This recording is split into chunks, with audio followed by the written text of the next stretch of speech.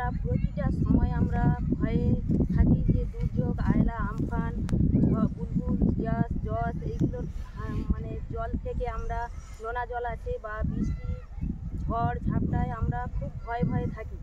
তাছাড়া নদীর বাঁধ ভেঙে আমাদের এপারে নোনা জল ঢোকে। নোনা জলের ক্ষেত্রে আমাদের শাক সবজি মাছ বাড়ি বা বসবাসের বা ঘর বাড়ি অনেক কিছু ভেঙেই যায়। তাছাড়া তার থেকে আমরা প্রচুর ভয়ে থাকি। বা এই নোনা জলের ক্ষেত্রে আমাদের তোমার ঘর বাড়িতে অনেক ক্ষয়ক্ষতিও হয়।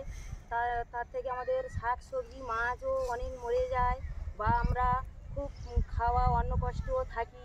যার জন্য আমরা নদীর বাঁধের দুই সাইডে ঝাউ গাছ লাগানোর স্যারেরা এসে লাগানোর জন্য চারা দিয়েছিল। সেই ঝাউ চারা লাগিয়ে আমরা এই নদীর চারপাশে নদীর বাঁধের দুপাশে ঝাউ গাছ লাগিয়েছি, যাতে না আমাদের এই বাঁধ ভেঙে জল না ঢুকতে পারে নোনা জল।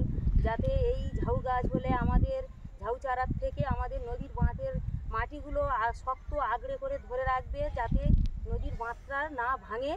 বা বাঁধে না ভাঙলে আমরা নদীর নোনা জল না ঢুকলেও আমরা অনেক শাক সবজি মাছ সব কিছু করে খেতে পারবো বা আমরা বিক্রি করতে পারবো। মাছ শাক বিক্রি করলে তাতে আমরা আমাদের অনেক সংসারের ক্ষেত্রে ব্যবসা করলে বিক্রি করলে আমাদের সংসারে আয় উন্নতি